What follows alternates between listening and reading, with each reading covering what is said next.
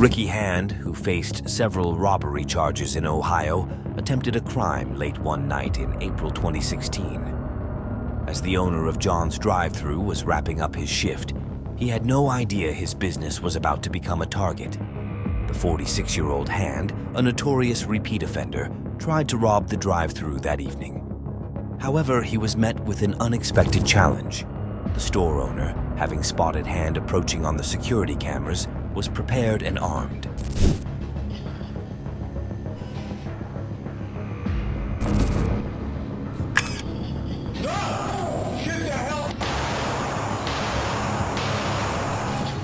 The store owner fired multiple shots at Hand as the suspect fled the scene.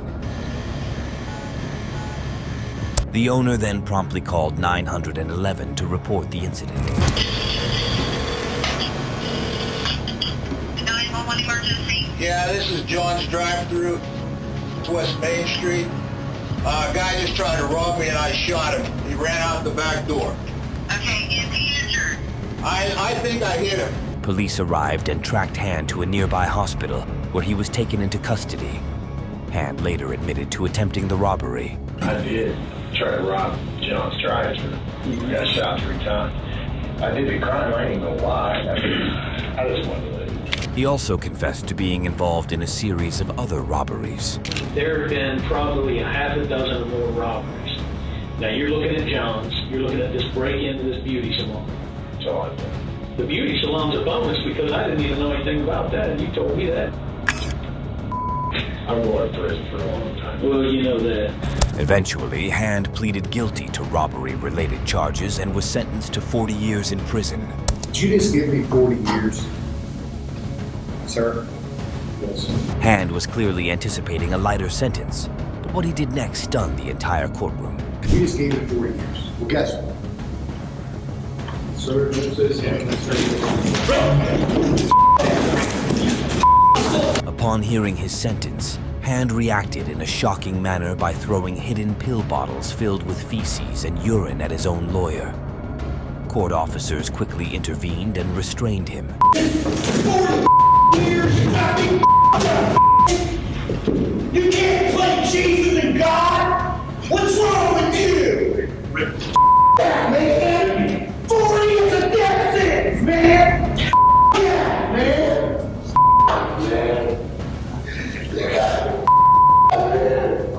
Because of his outburst, Hand faced additional charges, including harassment with bodily fluids, obstruction of justice, and retaliation. Michael Madison, who stood trial for multiple murders in Ohio, was accused of a series of heinous crimes. According to reports, Madison kidnapped and murdered 3 women in 2013, disposing of their bodies in plastic bags near his residence in East Cleveland. It was a call about a bad smell that led police to this abandoned home and garage. 2 of the bodies were found here. The 3rd victim was found in an overgrown field about 100 yards away. The police also discovered rotting human remains in his apartment. Evidence of decomposition fluid in several parts of the apartment building. There were maggots that were attached to the decomposition fluid. There were some trace decomposition fluid on the walls coming out of the kitchen to the doorway. Madison was taken into custody and charged with 3 counts of aggravated murder. If found guilty, he could face the death penalty. Michael, you got anything to say? Got anything to say to Anthony Sowell? We hear that you're a fan of his. During his trial, the defense argued that the killings were impulsive and occurred in the heat of the moment. That each one of these individuals was killed with a sudden eruption of violence. He made no effort to bury these bodies and really conceal them, despite the fact that they're in fairly obvious areas, the fact that they were malodorous, the fact that people were complaining about the smell. However, the prosecution contended that Madison's actions were deliberate and premeditated. He killed them in the same way, at the same place, and in a short time frame. Then he disposed of their bodies to avoid detection from his crimes. He tied 2 of the victims up with duct tape, placing their legs on each side of their head, and bending the body in half. Madison was ultimately found guilty on all charges, with the jury recognizing the heinous nature of his crimes, including bending one of the victim's bodies in half. The verdict brought tears of joy to the victim's family members. During Madison's sentencing, Van Terry, the father of one of the victims, directly addressed his daughter's killer. My name's Van Terry. Father, Shirley Terry. Right now, I guess we're supposed to, in our hearts, forgive this clown.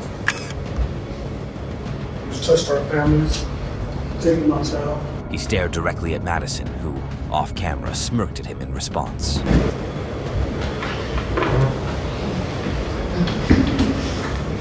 At that moment, Terry lost his composure and erupted in anger.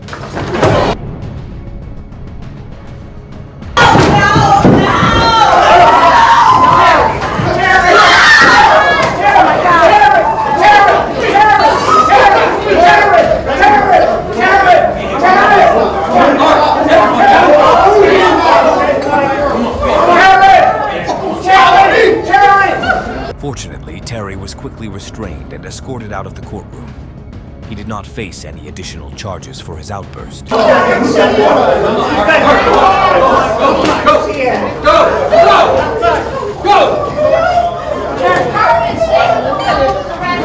Shortly afterward, Judge Nancy McDonald addressed the courtroom.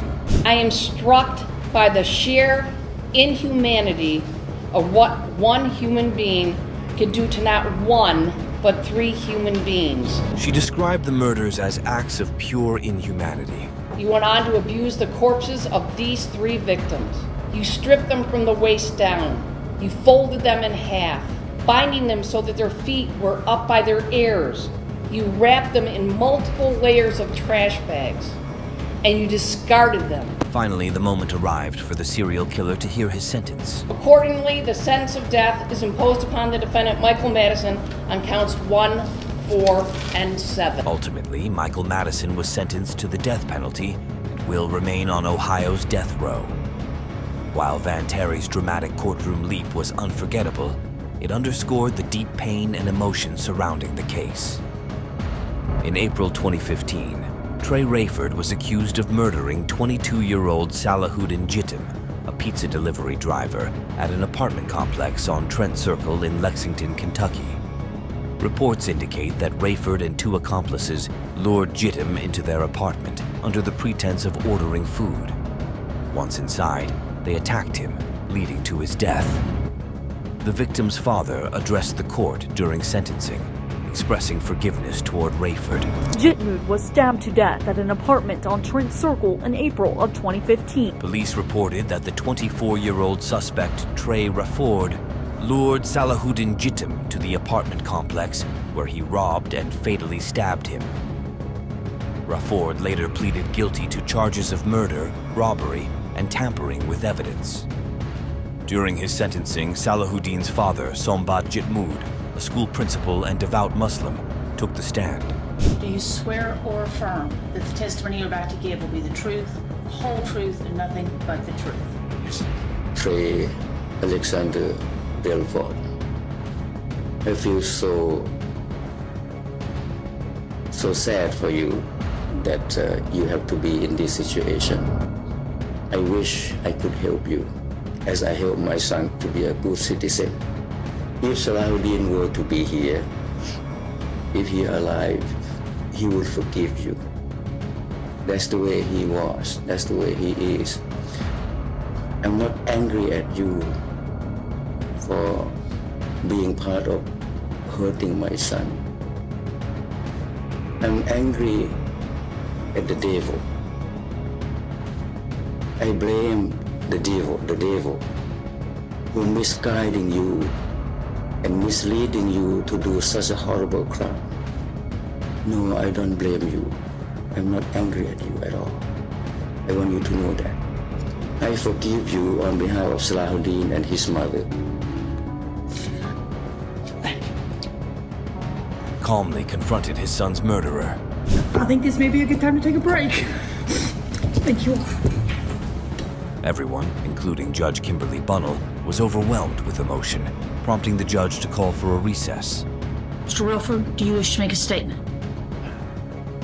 When the court reconvened, it was the defendant's opportunity to speak. I'm sorry about what happened that day. But I do applaud you. Because it takes a powerful man to know that somebody has hurt them. And do what you, get up there and say what you just said. I have a child. She is 4.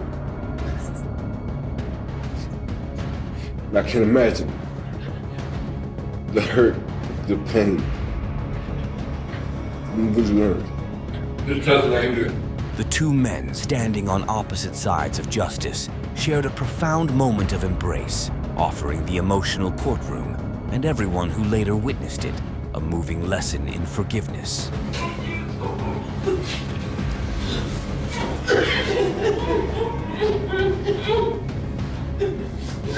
Now it was time for Rayford to hear his sentence. Mr. Wilford, an incredibly horrible event happened that has changed the lives of 2 families forever.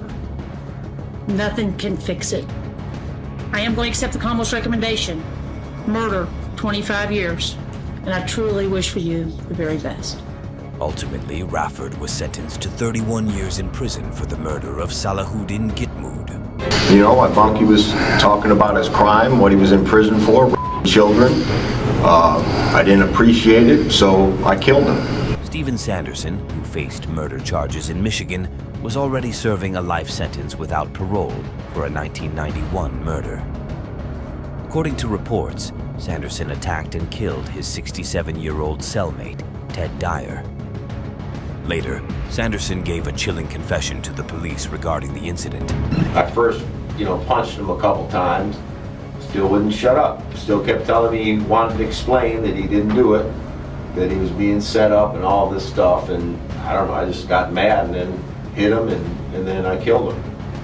When I hit him and knocked him out, and then I took the shoelaces out of his shoes, tied them together, wrapped it around his neck, and strangled him. He ultimately pleaded guilty to the murder charge.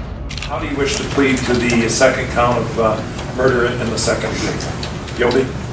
Yes, sir. In court, Sanderson justified taking the life of his cellmate by providing a specific reason for his actions. He was my bunkie, and I had found out that he was in prison for child. Really bad case. So that night he was trying to justify why he did it, and I just told him to be quiet and he would have to leave in the morning to find a new cell. But he continued to talk about it and try to justify it. So he was a little bit bigger than me, so I got down and I hit him in his face a few times, and when he fell, I wrapped a cord around his neck and I took his life. Back in 2014, Dyer was convicted of criminal conduct involving a 9-year-old girl. So you did in fact kill him? Oh, sure. And you intended to? Oh, sure, yes. As a formality to the guilty, Sanderson's lawyer confirmed the basic details of the case. Since this all happened, it's kind of been, people think I'm some kind of hero, but I'm actually not. I just, did what I thought was best. But you didn't in fact kill him, the lawyer asked, confirming the intent. Oh, sure, Sanderson responded, acknowledging his actions. At his sentencing, Sanderson addressed the public's reaction to the incident. I've been getting these emails saying that, it's not my position to judge anybody. And I want to make it quite clear that I didn't judge him. I know God is the only judge we have. I've just set the appointment up. He stated that Dyer's true judgment was yet to come. I don't feel bad for what I did, I feel bad for maybe the families, his family or something. But as far as remorse towards him, no. Sanderson showed no remorse for his actions and stated that he would do it again if given the chance.